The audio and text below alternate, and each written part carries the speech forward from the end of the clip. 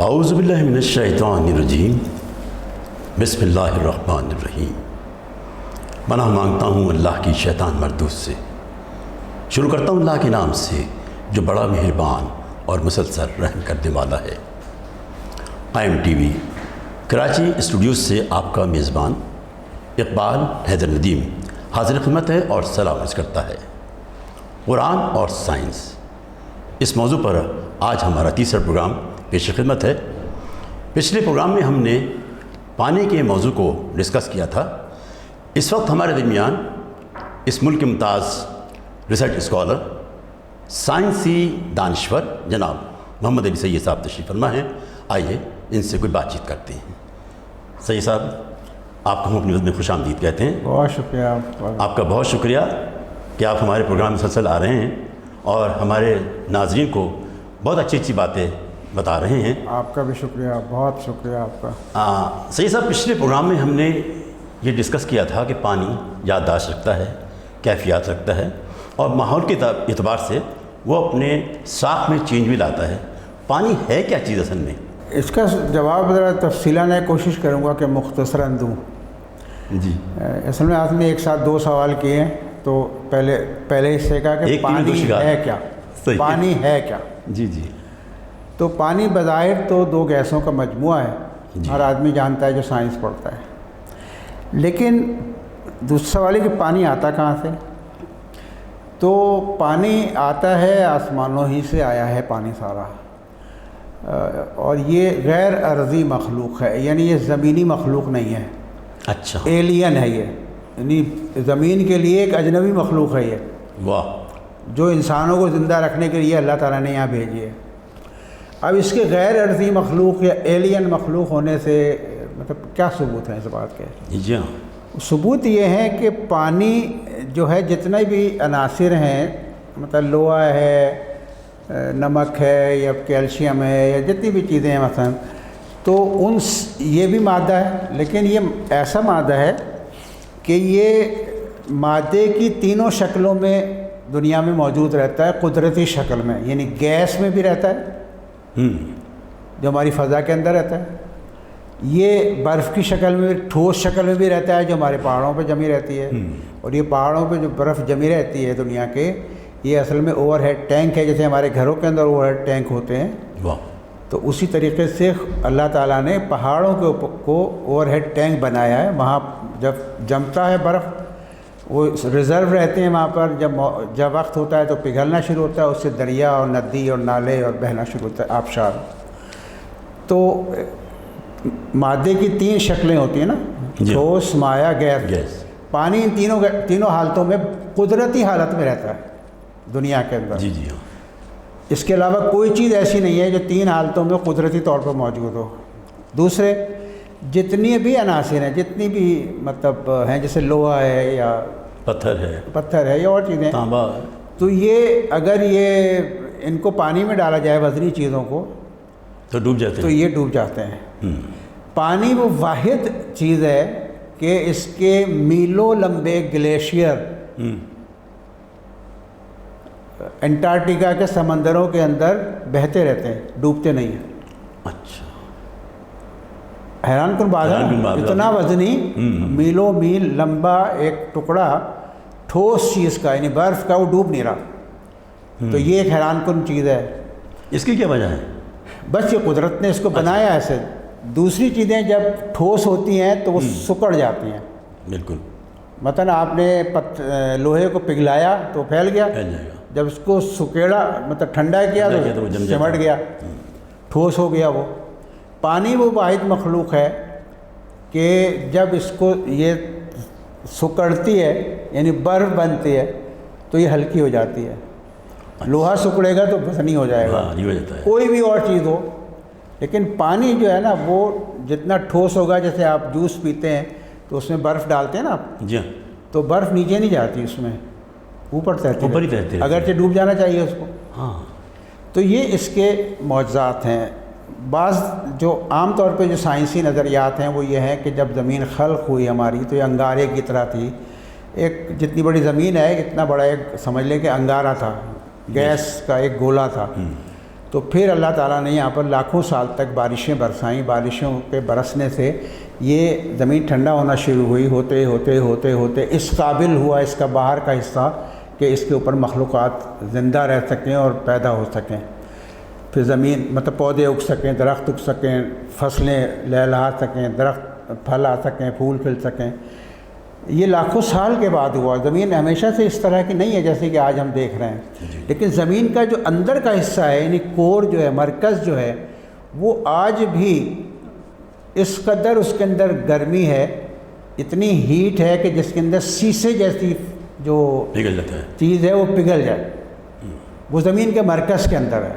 بہرحال اس کے اپنے ایک دوسرا موضوع ہے۔ جی جی تو پانی اچھا، کچھ سائنسدانوں کا کہنا یہ ہے کہ جب زمین بنی تو اس کے بعد کسی کائنات کے دوسرے کسی کنارے سے، کسی اور ستارے سے، سیارے سے، کہاں سے پانی بارش کی شکل میں نہیں آیا بلکہ برف کے گلیشیئرز کی شکل کے اندر زمین پہ گرایا گیا، اچھا اور لاکھوں سال تک ایسا ہوتا رہا۔ اور وہ پانی جب زمین کے اندر گیا تو اس نے معدنیات کو جنم دیا، یعنی لوہے کے الگ اجزاء ہیں، ان کا سسٹم الگ ہے، تانبے کے الگ ہیں، مختلف چیزیں، تو ان کے جو مختلف اجزاء ہیں پانی کے ذریعے ایک دوسرے سے جڑے، جی جی اور وہی پانی جو بھاپ بنا تو اس سے آسمان بننے لگے۔ اچھا سعید صاحب، یہ جو ہماری سائنس ہے وہ کہتی پانی جو ہے دو گیسوں کا مرکب ہے، ہائیڈروجن اور آکسیجن، تو ہماری سائنس تو یہ کہتی ہے، ہمارا قرآن کیا کہتا ہے اس کے سلسلے میں؟ نہیں، قرآن میں تو ایسی کوئی بات نہیں کہ دو گیسوں کا یا تین گیسوں کا، پانی کا تذکرہ ہے اس کے اندر۔ میں نے پہلے کسی پروگرام میں بھی بات کی تھی کہ امام محمد باقر علیہ السلام نے جی جی یہ کہا کہ پانی اول مخلوق ہے، اور پہلے اللہ تعالیٰ نے پانی کو خلق کیا، اس سے تمام مخلوقات کو خلق کیا۔ جی جی تو میں نے بتایا بھی تھا آپ کو، شاید کہ ناظرین کو بھی یاد ہوگا کہ ایک پروفیسر صاحب نے اعتراض کیا یہی کہ پانی تو خود دو گیسوں سے مل کے بنا ہے، جی ہاں تو اول مخلوق کیسے ہوئی؟ تو میں نے ان سے یہی عرض کیا کہ ضروری نہیں کہ جس پانی کی امام محمد باقر علیہ السلام بات کر رہے ہیں وہ ابتدائی شکل ہو پانی کی، وہ شکل کچھ اور ہو، جی جی بالکل اور صحیح اس سے پھر گیسیں دو پیدا ہوئیں۔ بے شک۔ تو یہ اس طرح سے بھی اس زاویے سے بھی اس کو دیکھا جا سکتا ہے۔ جاپان میں پانی پر کافی ریسرچ ہوئی ہے، تو دنیا میں اور کون سے ممالک ہیں جہاں پر پانی پر ریسرچ ہوئی ہے؟ جی ہاں، بہت دنیا کئی علاقوں میں ہوئی، مثلا پینسلوانیا یونیورسٹی ہے امریکہ میں، وہاں پر ہوئی، مغربی جرمنی کی ایک یونیورسٹی میں ہوئی، اچھا اور رشیا میں ہوئی، اور بھی کئی جگہ پہ ہوئی، لیکن ان کے جو پانی کے اوپر تجربات کرنے کے جو طریقے تھے وہ مختلف تھے۔ ٹھیک۔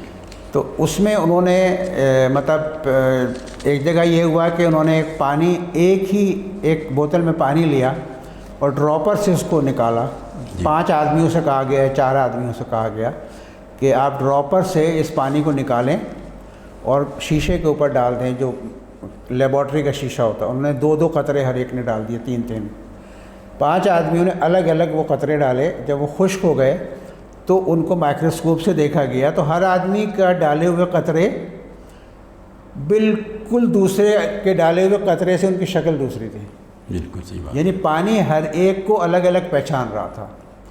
اب ذرا سا موضوع چونکہ آ گیا تو ہم یہ بھی بات کریں کہ جب یہ دنیا بھر میں یہ بات ثابت ہو گئی کہ پانی آپ کے نیت اور ارادے کے مطابق اپنی خصوصیات تبدیل کر لیتا ہے، تو اب ہمارے یہاں دیکھیے جو اعمال جو ہیں، جیسے نماز ہے، نماز کے لیے نیت کرنا پڑتی ہے۔ جی اگر نیت کیے بغیر آپ سائرات سجدے اور رکوع کرتے رہیں تو کچھ نہیں ہونا، بیکار ہے۔ اس لیے کہ جسم بھی تو 70% پانی کا بنا ہوا ہے نا۔ جی ہاں اچھا، وضو کرنے کے لیے نیت ضروری ہے، غسل کرنے کے لیے نیت ضروری ہے۔ وضو کرتا ہوں یہ سنت قربتاً جو ہم عام طور پہ کرتے ہیں۔ اگر ایک آدمی بغیر نیت کیے پاک ہونے کے ارادے سے دریا سندھ میں بیچ میں جا کے بیٹھ جائے اور اسکردو سے لے کے اور لڑکانہ تک، کچے تک سارا دریا سندھ اس کے اوپر سے بہہ جائے، جی جی، لیکن وہ پاک نہیں ہو سکتا۔ نیت نہیں نا اس کی۔ لیکن اگر وہ نیت کرے گا کہ میں یہ غسل کرتا ہوں اس کے لیے اور قربتاً اللہ، یہ کہہ کر وہ پانی میں ایک ڈبکی لگائے گا، وہ باہر نکلے گا تو پاک ہوگا۔ وضو یعنی بغیر آپ نیت کے واش بیسن پہ کھڑے ہوئے وضو کرتے رہیں وہ سارے اعمال، لیکن جب تک نیت نہیں کریں گے، اگر سارے دن کرتے رہیں گے بغیر نیت کے تو وضو نہیں ہوگا۔ لیکن آپ نے بس یہ کہا کہ میں وضو کرتا ہوں وغیرہ اس کے لیے قربۃ اللہ، تو وہ تھوڑا سا پانی بھی اپنے اندر وہ خصوصیات پیدا کر لے گا کہ جو آپ کو پاک کر دیں گی۔ سبحان اللہ۔ جب پانی کہتے ہیں ایماندار ہوتا ہے پانی، کہ پانی میں اگر آپ نے شکر ڈالی تو میٹھا ہو جائے گا، نمک ڈالا تو نمکین ہو جائے گا، اگر آپ نے اس میں زہر ڈال دیا تو کڑوا ہو جائے گا۔ تو کیا اس کے بارے میں کچھ بتایا ہے ہمارے سائنسدانوں نے؟ واضح ہے نا، پانی لکوڈ ہے، اور لکوڈ پانی جو ہے سوائے تیل کے ہر چیز سے ہم آہنگ ہے، اس میں جیسا ڈال دیں گے وہ اس کے اثرات رونما ہوں گے۔ یہ تو آپ نے یعنی مادی چیزوں کی بات کی نا، نمک ڈال دیا ہے، شکر ڈال دیا، یہ تجربہ کر کے دیکھیں آپ، اچھا، کہ آپ پانی کے آگے مطلب موبائل رکھ دیں تو وہ اس کی جو ریز ہیں نا پانی کو خراب کریں گی۔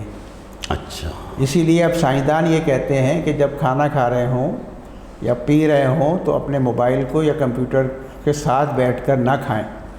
ہمارے آج کل کے بچے جو ہیں وہ ہر وقت موبائل بھی ہاتھ میں، کھانا بھی کھا رہے ہیں، برگر بھی کھا رہے ہیں، تو ان کے لیے قرآن میں بھی منع کیا گیا، قرآن کے جب آپ کھانا کھائیں تو اللہ کا شکر ادا کریں، یکسوئی کے ساتھ کھانا کھائیں۔ اب یہ چیزیں آ گئی ہیں، ریڈیشنس ہیں، مطلب ٹی وی کی ریڈیشنس ہیں، موبائل کی ریڈیشنس ہیں، اور ڈیوائسز ہیں بے شمار ہیں، ہماری جو بجلی گزر رہی ہے گھروں میں آ رہی ہے اس کی ریڈیشنس ہیں، تو پانی بہت طرح سے متاثر ہوتا ہے۔ تو اس کی خوبیوں کا تو میں نے بتا دیا کہ نیت کے بغیر وضو نہیں ہو سکتا، پانی وہی ہے، لیکن جب آپ نیت کرتے ہیں تو پانی کی کیفیت بدل جاتی ہے، بدل جاتی ہوگی یقیناً، بالکل، تبھی یہ نیت کرنے کا حکم دیا گیا ہے۔ تو اس طرح سے دنیا بھر میں تجربات ہوئے، اور بعض جگہ ایسا بھی ہوا کہ انہوں نے یہ تجربہ کیا کہ پانی کو 2 بوتلیں پانی کی رکھ دیں الگ الگ اسٹولس کے اوپر، اور لوگوں سے کہا گیا اس کو دیکھو نفرت کے ساتھ، اس کو دیکھو محبت کے ساتھ، اور ان کے جب کرسٹل بنائے گئے دونوں کا رویہ الگ تھا۔ میں ایک اور بہت دلچسپ بات بتا دوں آپ کو۔ جی صاحب، ایک بریک لے لیں اگر آپ اجازت؟ جی بالکل بالکل۔ ناظرین، ایک وقت ہوا ایک بریک کا، ملتے ہیں وقت کے بعد۔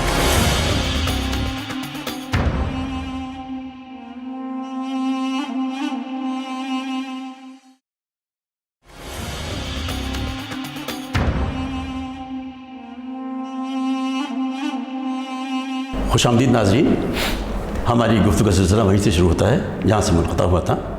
ہم بات کر رہے تھے پانی پر، کہ پانی کی کیفیات جو ہے نا وہ تبدیل ہوتی رہتی ہیں۔ اگر ہم پانی پر لکھیں آئی ہیٹ یو، اور یا ہم لکھیں اس پر پانی پر آئی لو یو، تو اس کی کیفیات میں تبدیلی ہو جاتی ہے۔ تو آئیے وہیں سے اپنی گفتگو کا سلسلہ شروع کرتے ہیں۔ جی صحیح صاحب، آپ کچھ بتا رہے تھے ان کی کیفیات پر، پانی کی، کہ پانی کی کیفیات جو ہے نا مستقل تبدیل ہو سکتی ہیں۔ جی بالکل، جی، اگر ہمارے رویوں سے تبدیل ہو سکتی ہیں۔ دنیا کے ایک بہت بڑے سائنسدان ہیں جنہوں نے اس پہ ریسرچ بھی کی ہے، ان کا کہنا یہ ہے کہ جو دنیا بھر کا پانی ہے وہ ہمارے منفی رویوں سے بہت زیادہ آلودہ ہو رہا ہے۔ ایک تو آلودگی وہ ہے جو کچرے کی شکل میں آ رہی ہے، پلاسٹک کی شکل میں، اور ایک وہ ہے جو ہمارے نگیٹو جذبات ہیں۔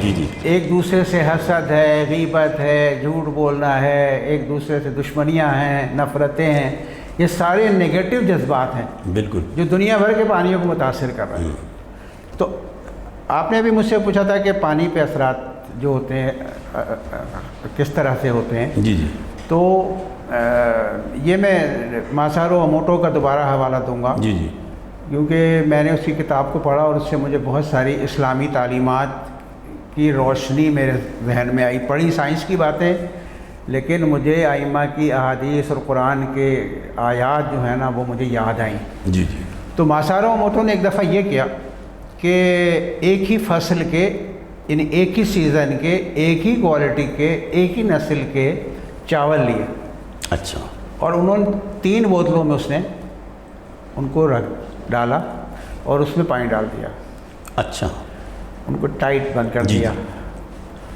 ایک بوتل پہ لکھا آئی لو یو، یا مثلا آئی تھینک یو، ایک پہ لکھا آئی ہیٹ یو۔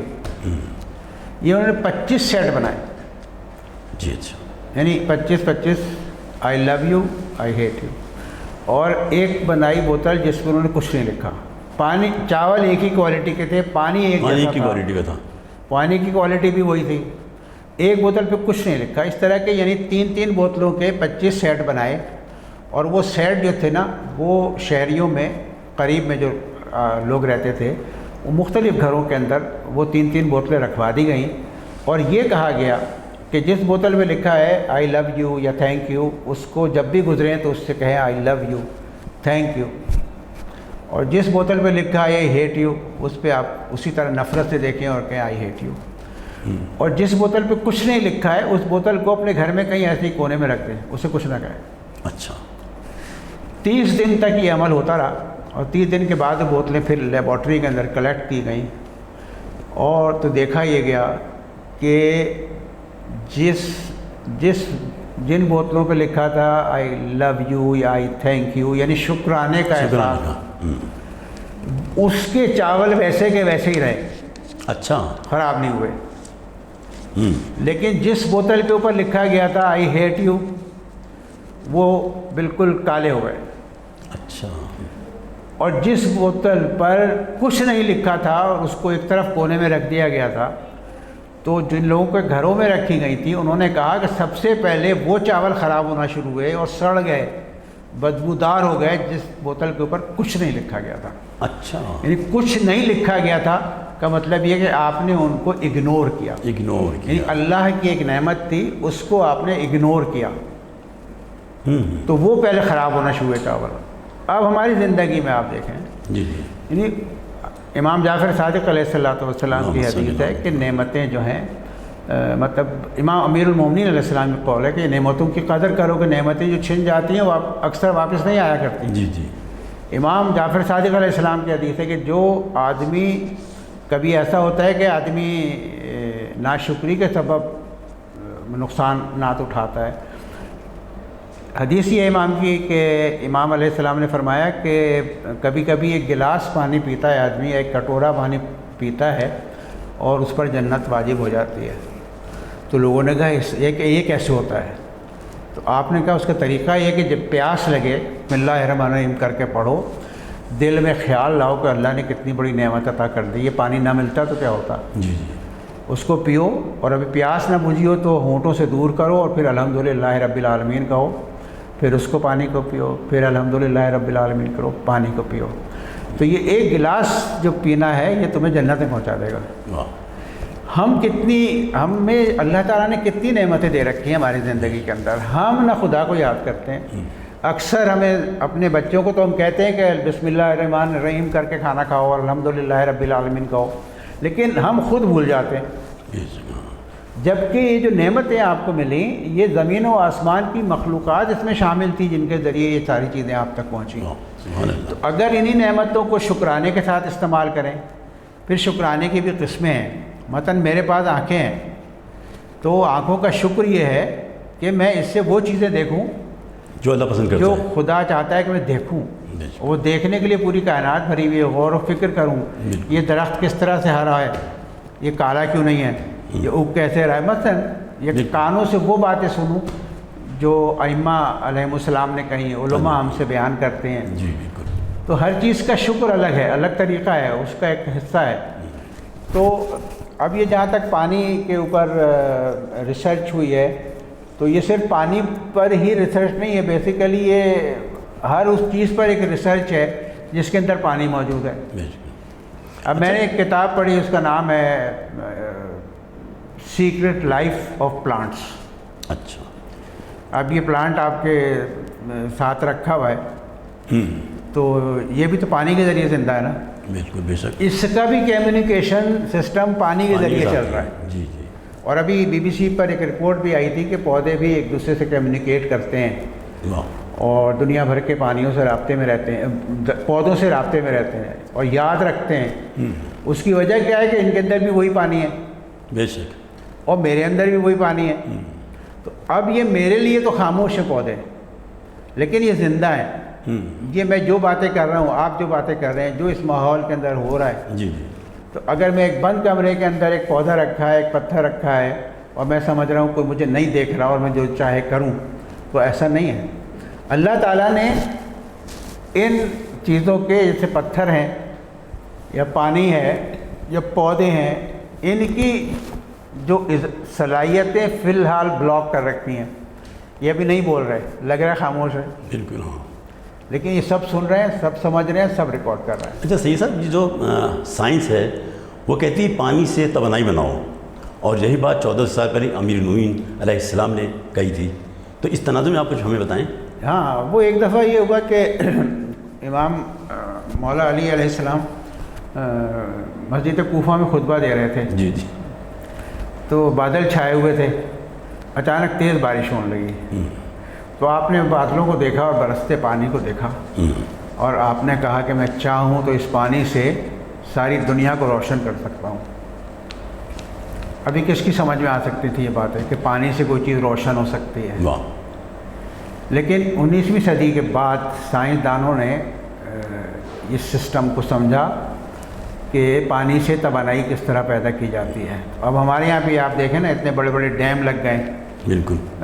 اصل مغرب سے ٹیکنالوجی آتے آتے پاکستان کے اندر غریب ملکوں میں آتے آتے 50-100 سال گزر جاتے ہیں.